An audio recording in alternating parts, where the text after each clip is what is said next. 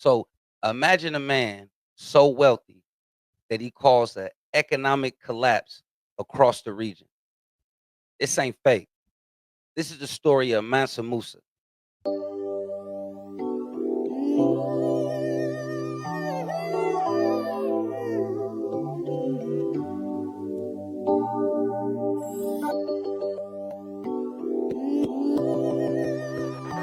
Trackaholic on the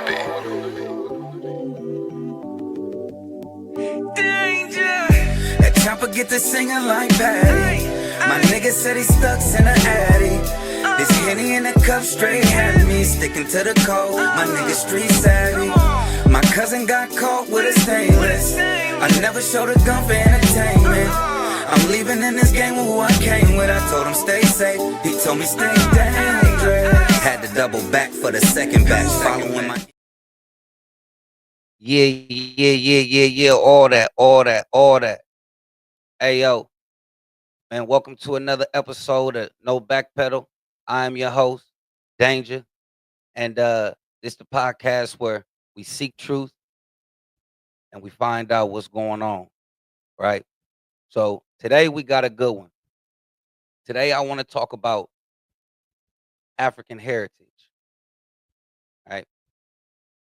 Have you ever heard of a little country called Mali, which is one of the poorest countries in the African continent? But what if I told you that it was once the richest country in the African continent? So imagine a man so wealthy that he caused an economic collapse across the region. This ain't fake. This is the story of Mansa Musa, the richest man in recorded history. But how did he rise to so much power? And even more mysterious, who was the king who ruled before him, who was said to be the person who voyaged to America centuries before Columbus? Now, let's talk about Mansa Musa. Mansa Musa is the 10th emperor of the Mali Empire. He ruled in the 14th century. He's known for his jaw dropping wealth and his pilgrimage to Mecca. But before we dive into his wealth and his pilgrimage to Mecca, let's tap into who his predecessor was. Because Mansa Musa's father was not the king, his uncle was. Mansa Abu Bakr II. Mansa means king in the Malian language. I don't know the name of the language. If anybody knows, please help me out. Right? But Abu Bakr II was Mansa Musa's uncle. And it was told that he was a curious king and he wanted to know what was on the other side of the Atlantic Ocean. This is long before Christopher Columbus. So what he did was he sent 200 ships, a fleet of 200 across the Atlantic Ocean. But only one out of the 200 came back. It is said that the captain told the Mansa that all the rest of the ships got swept away in the Atlantic current. He didn't want to give up though, Abu Bakr II. He didn't want to give up. He's also known as Kita. What he did was he got a fleet of 2,000 ships. So can you imagine, right? 2,000 ships, right? That got to be somebody that is of enormous wealth to even be able to um, build those ships, have the supplies to build those ships. So what we're talking about today is the heritage of Africa, the rich soil, gold, ivory, right? All these things that this continent possesses. Abu Bakr, he had 2,000 ships, and half of the ships carried men, and the other half of the ships carry supplies. So he went over there with enormous amount of gold, right? Right? But did he make it? Nobody knows if he made it. That's the question. Did Abu Bakr make it to the Americas before Christopher Columbus? Okay. It was said that if he did make it there, because Mali was fond of maize, which is corn, right? And obviously everybody is fond of gold everywhere you at. So he would obviously traded gold for corn, for maize with the Native Americans. So when I tap into to talking about African presence in America already, right? When Christopher Columbus uh, came to the Americas, it was already dark people here. He said that, right? There's journals who there's journals that's been written that say um that Christopher Columbus wrote back and and said that he thought that they were lost. He thought that they had landed back on the soil of Africa, right? But they were in the Americas, right? They landed in right Cuba, right? Cuba, South America. That's where they landed. This man, Abu Bakr, had appointed Mansa Musa, well, Musa, the first of Mali, right? That was his name. He had appointed Musa his deputy, which is somebody that's gonna rule in his absence. Ruling in his absence, he was expected to return, but he never returned. So Abu Bakr didn't have a successor. He didn't have kids. So that's why he chose his nephew to rule in his place. All right. So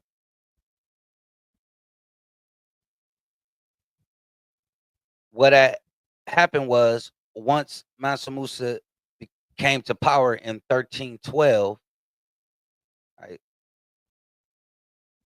Mansa Musa instantly like just became the man. But what made him the man is his pilgrimage in 1324. But before we dive into his pilgrimage, I want to talk about Mali, right? And all the gold that they had. They had like 3 or 4 gold mines that had a plethora of of gold. But nobody knew about Mali like that, right? Because people weren't just traveling to Africa like that yet, right? This hadn't happened yet. Mansa Musa built a place called Timbuktu. It was a big he had a big library in Timbuktu. Um that like people around Africa came to learn from and study from. You ever heard somebody say, "Boy, I knock you to Timbuktu." Your mama or your dad ever said, "Boy, I knock you to Timbuktu." This is the place that they're talking about, Timbuktu, right? Um, so this is a place of knowledge and trade during the what they call the trans-Saharan trade, right? Mali cornered this market, right? Um, I mean, a plethora of riches, right?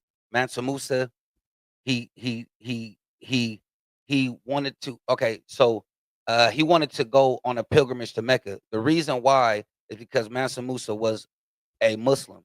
One of the pillars in Islam is to make a Hajj to uh, Mecca, um, which is in the Mesopotamia, the Mediterranean, if I'm not mistaken. Um, so Mali is on the the west side of Africa, and if you don't know where uh, the Mediterranean is, It's past Egypt, right? It's past Egypt. It's on. It's like where Jerusalem, Mecca, like right. You could type it in. Just search of Mecca. So this person traveled from the west side of Africa to the east side of Africa, the northeast of Africa without a plane, right? Right? They walked. Okay. Abu Bakr, he never returned, and now Mansa Musa is the king. He came into power in 1312. He went on his pilgrimage to Mecca in 1324. He had tens of thousands of people with him, with 100 camels and 100 pounds of gold. Right? I mean, this man was so rich. In today's money, you could say that he had $400 billion in today's money. 400 billion. And people's net worth will be 400 billion, right? They can probably generate that much money in like a lifetime, right? But this person had that. That's how much gold that they had. 3 or 4 gold mines that was just filled with gold, right? And they controlled the trans-Saharan um, trade market. This person traveled across the continent of Africa. It is said that it took them a full day for them to walk through cities from sun up to sundown, right? And everywhere that Mansa went, he gave out gold. He was a generous man. He gave out so much gold that it collapsed economies. From here, not from here, excuse me, I'm not in West Africa, but from West Africa all the way to Egypt and to Arabia, right? He threw off economy. In Cairo, he threw the economy off so bad that it took them a decade to get back to where they were at. I mean, he gave out so much gold, he was able to pay for thousands of lives and more over. You understand what I'm saying? Right? But my question is, where is this gold? Where is this gold? What happened to this gold?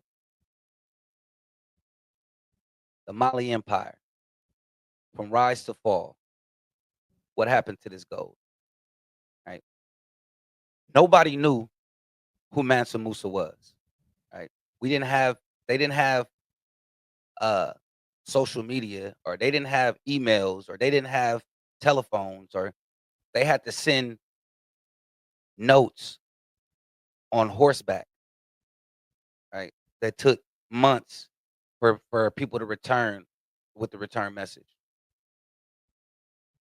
But where Mansa messed up at, I'm not gonna say that he messed up by going on that pilgrimage, because that was a part of his religion, his faith.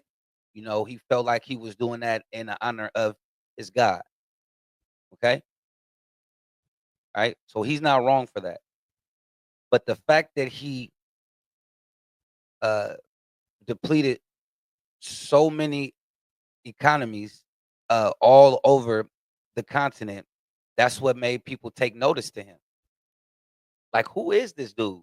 Right? Like, if somebody come to your neighborhood, right, and they just balling out, right? They pulling up on rims, or they pulling up on 4Gs, and bouncing out with, what I'm saying, Cuban links, you know what I'm saying, Audemars, and all this stuff, just passing out uh, you know, money and other stuff for people to get paid with. You're gonna be like, man, like that dude from Minister Society. Hey man, we're gonna have to drop a dime on this nigga. This nigga, he doing too much, bruh. So He made so much noise that um the Europeans took notice of this, right? And so the Europeans drew a map. They had a map of the Eastern Hemisphere, right? Not the West, right? Because not too many people was traveling to the Americas. It took so much money and so many times for them to actually make it here, right? I think Christopher Columbus, that was his second or third voyage before he actually like made it to the Americas because he didn't know the route, right?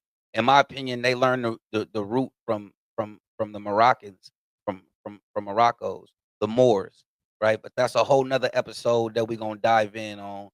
Um, but they knew how to get here to the Americas. But the Europeans, they didn't know. Remember, the Europeans thought um that it was the end of the earth, right? They didn't.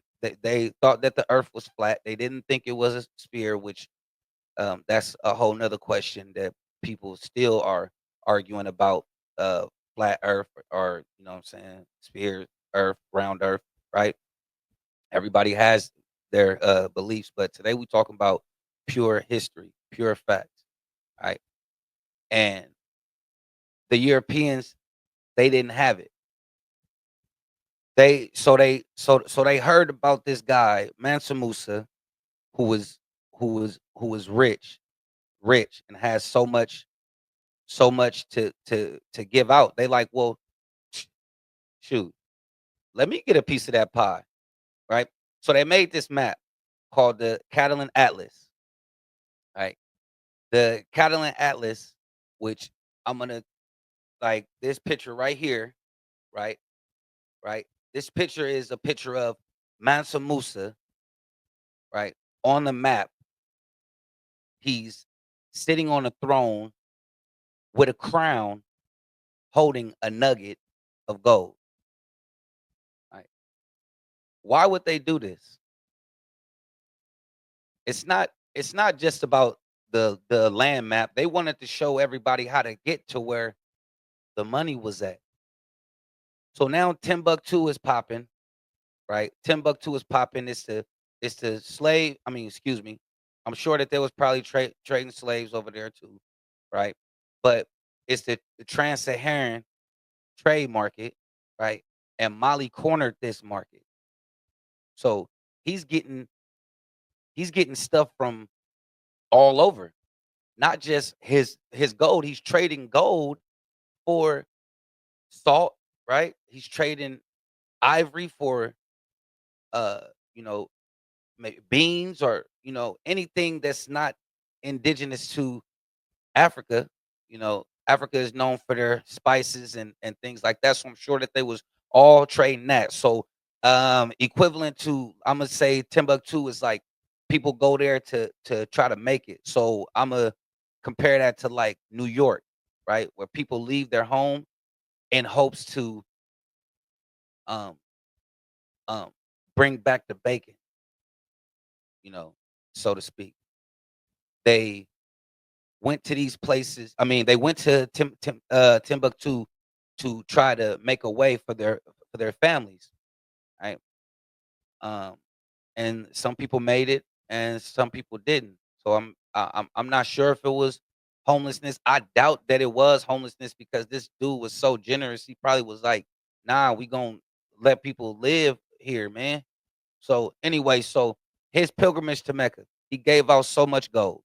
The story of Abu Bakr II, it was told that Mansa Musa himself um, said that his uncle was very curious or very adventurous, um, and he wondered what was on that side forever. So I don't think Mansa Musa sent a voyage that way because he was like, man, if they didn't come back, then I don't want to risk my people like that. Now this guy is on the map. Right? He's on the map. Everybody knows where the gold is at. So that brought in Europeans. Where the Europeans go, It's gonna be deception, it's gonna be manipulation, and it's gonna be tragedy. Mansa Musa, he came into power in 1312. He went on his pilgrimage in 1324, and he passed away in 1337. Right? Abu Bakr never returned, but but they say that he went to the Americas and just never came back. Um, there's no archaeological proof that he was in the Americas, but there is a African presence that is in the Americas, right? We can talk about the Olmec in South America, right? The big headed statues with the wide nose and the big lips, and you can only see their heads, right? But they say that the bodies are underneath the ground. I don't know how it was done, but you know, this is just the like history facts, right? Um, talking about the Europeans and how they how they colonized Africa. Okay, they colonized Africa, right? And it was the trans-Saharan trade, and so the transition from the trans-Saharan land routes, right, tran- transition to the transatlantic ocean routes. So that kind of like took away Mali's power after Mansa Musa had passed away in 1337. I'm not sure who his successor was because I'm not sure if he had kids or not. If you do know, please comment. Or if you want to know, then go look that up and then comment. Right? He didn't have a successor, so it was like a lot of um, family dispute on who was going to take the throne after that. So I'm sure that the person who took the throne after that, they did their best, whether it's he or she, I'm not sure. They did their best to try to, keep the Mali Empire going. Um, but like I said, because of the Atlantic um, ocean routes, they kind of lost power because people wasn't trading. People was trading over land, but again, so they kind of like lost power up in the empire, and they ended up, fading away. Um, but again, my question is, where is this gold at? Where is this gold at? Why is Mali one of the poorest countries in that continent?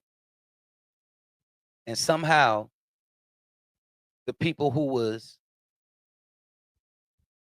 dumping their trash like outside their window, that's where um awnings was was made for. So you ever been somewhere and it's like an awning, right? It's like a tent over your head. Like the awnings were made because people were dumping trash about their windows in Europe, and um trash was falling, so they had to build something to make the trash like hit that and then slide off, right? So these people was living in filth, you know.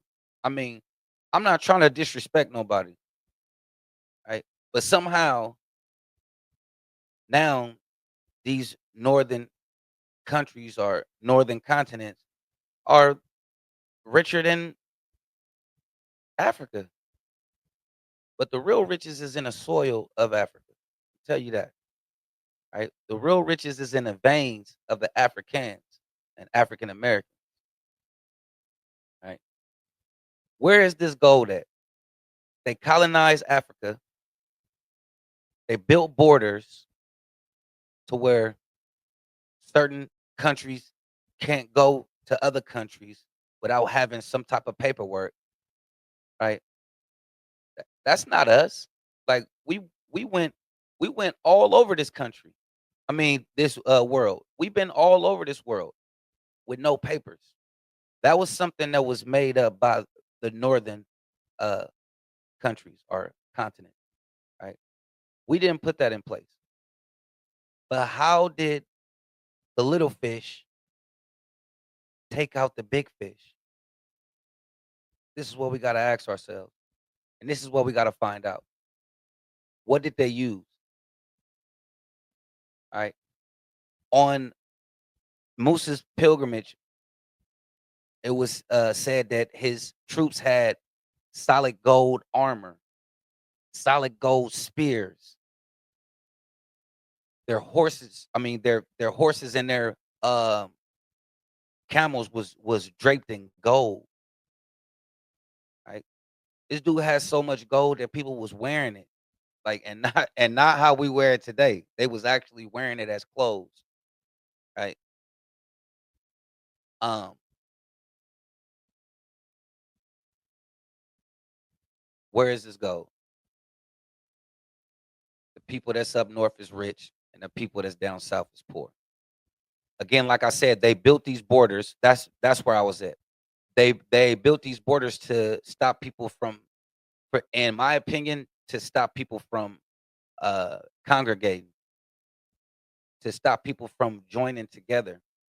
They want to keep that continent divided, right? Because if that continent groups together, rallies together, then it'll be a strong infrastructure, right? And we could talk about Gaddafi, right? Umar Gaddafi, right?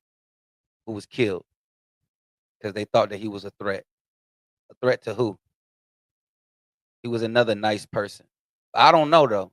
So y'all probably got some more history on that you know what I'm saying, about Gaddafi. If you do, comment, you know what I'm saying? Let me know if he was an evil man.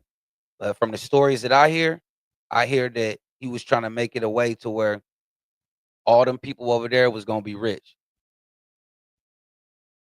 They had so much stuff that it was gonna mess up every other economy, just like Mansa Musa, and they couldn't have that, right?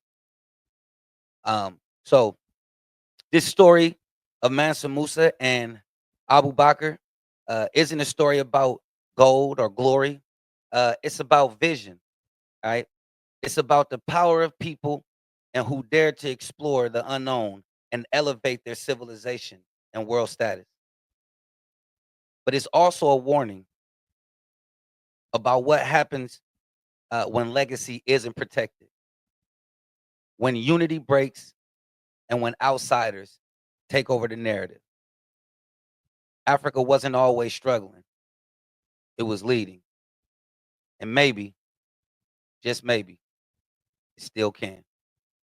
Right?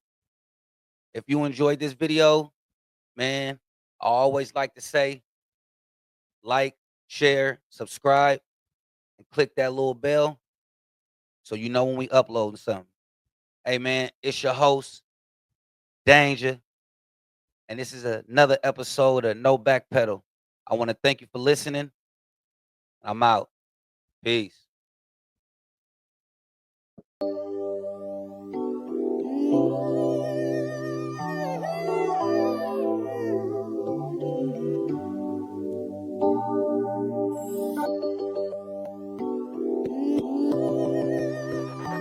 Trackaholic on the beat. Danger. That chopper get to singing like Patty. My nigga said he stuck in the attic. This Henny in the cup straight had me sticking to the code. My nigga street savvy. My cousin got caught with a stainless. I never showed a gun for entertainment. I'm leaving in this game with who I came with. I told him stay safe. He told me stay dangerous. Had to double back for the second batch. Following my